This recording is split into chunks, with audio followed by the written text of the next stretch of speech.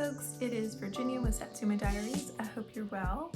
I want to talk today about working with plants in our spiritual practice.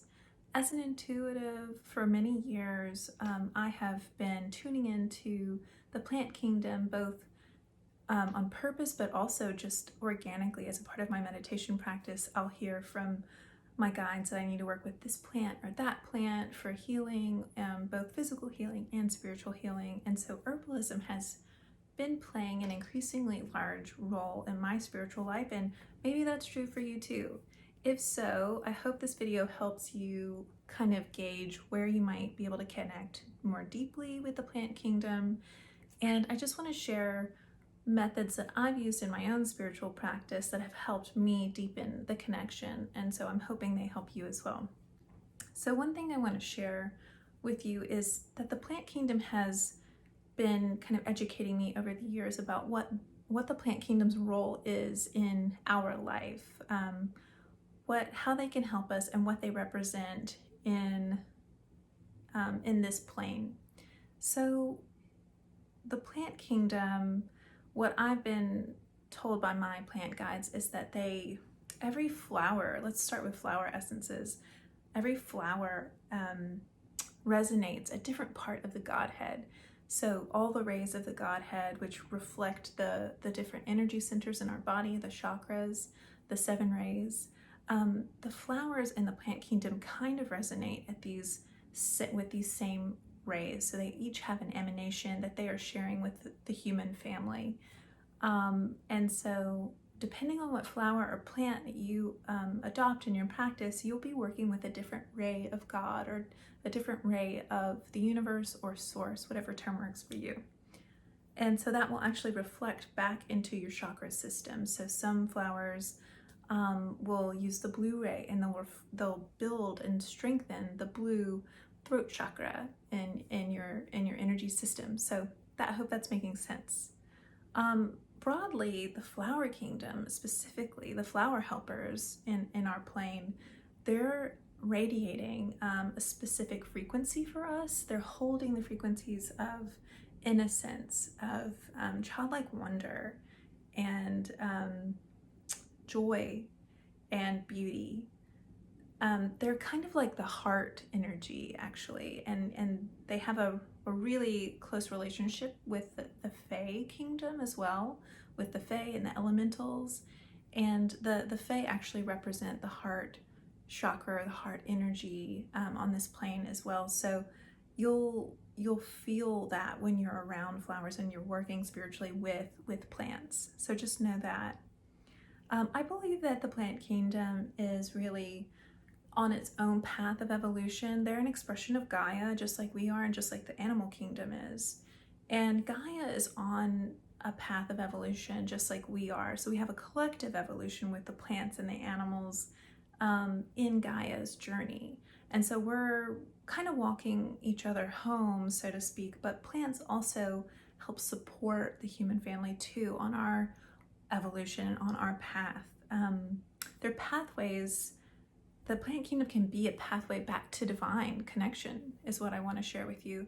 But they're also, on a more practical level, they can help us in our physical healing as well, as many of us have experienced in our, brushes with herbalism and plant medicine. So they're both this higher level connection back to source, but they're also helping us on the earth plane really deepen into our healing journeys and into our spiritual practice. So here are a couple of tips for you if you want to connect more deeply with the plant kingdom.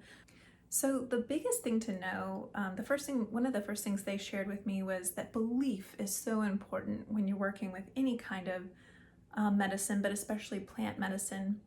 And it kind of reminds me of that role around the fairy kingdom, that if you believe in the Fae, that you can actually better connect. And that there's a lot of that in the Fae mythology and fairy tales, but it's true for the plant kingdom too. They said to me that plant helpers can really help you more if you believe in their medicine, if you believe with an open mind in their ability to affect your physical health and your spiritual, emotional health.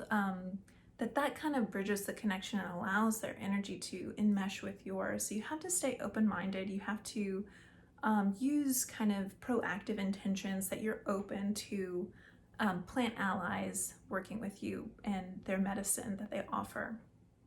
The second thing to keep in mind is to always ask for permission when you're working with plant spirits and the plant kingdom.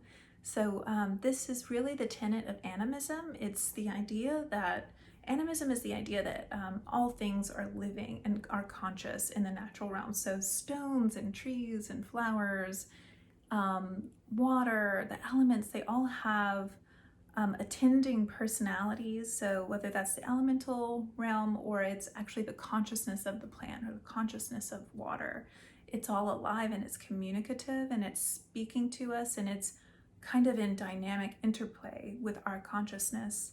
And so if that is true, and if you can get on board with with animism, the belief that everything is alive, it follows that you should ask permission and you should be respectful and reverent when you're interacting with the plant kingdom. Make sure when you're, tuning into a plant for medicine, you send thanks first for their service to the human family, and ask if it's okay if you connect, because the human family has gotten a little bit out of harmony with the plant kingdom and the animal kingdom, because we can often take and act without proper reverence, without proper acknowledgement, and without acknowledging the intelligence of a plant and the aliveness and personality of a plant. So ask for permission before you start working. Usually you'll get a yes, but use your intuition to fill into whether it's not a good time for the plant spirit that you're connecting with.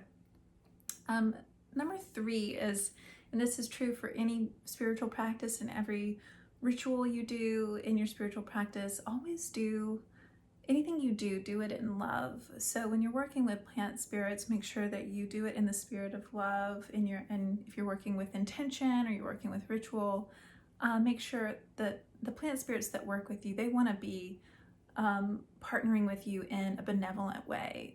And so make sure that love is grounded. You're grounded in love in everything you do in your plant practice, in your plant medicine making, and in your healing journey.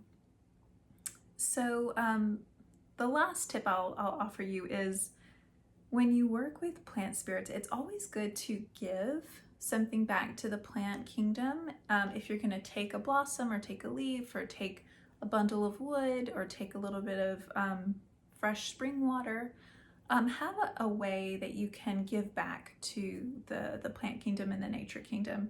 It can be anything. Like I used to, when I would take a flower, I would sprinkle a little bird seed as my exchange, but it could be a creative act. It could be you write a poem in devotion to a flower or a tree. You could speak a prayer over that little corner of nature that you've found and you're working with. So be creative, do what feels right for you, but just know that there needs to be a proper energetic exchange whenever you're working with the plant kingdom. And I think it's just respectful and more fun that way. So it's kind of like you're both offering each other something. It's a mutual benefit relationship. So the last tip I'll offer you today is one thing just to keep in mind when you're working with the plant kingdom in your spiritual practice, in your healing journey.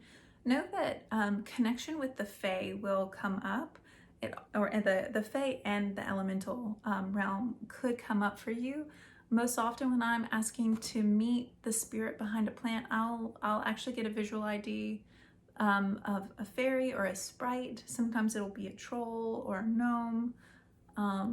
I've even seen leprechauns. Leprechauns kind of help things grow, and they can be kind of like playful and childlike. And make sure that you just know that there's a whole sort of civilization in the elemental realm that helps kind of steward the plant kingdom and the animal kingdom. So just know that we're just because we can't see this realm doesn't mean that it's not there. And so try to be respectful, and actually don't be surprised if you come across the Fae in your plant work. And so that can be a really fun surprise for a lot of us who are getting into herbalism and deepening with the plant path. And then lastly, I just want to share that I'm going to be hosting a intuitive plant communication workshop later this month on the new moon on June 28th, and I will also post that below in the comments section so that you can, if you want to get a little bit deeper into this and learn how, some specifics on how to connect with a plant ally in meditation and through maybe some creative, intuitive, like writing, channeled writing, and intuitive art exercises you can explore with us and come play and learn. So more about that below. I will make another video very soon. Thanks for tuning in today, and I will see you next time.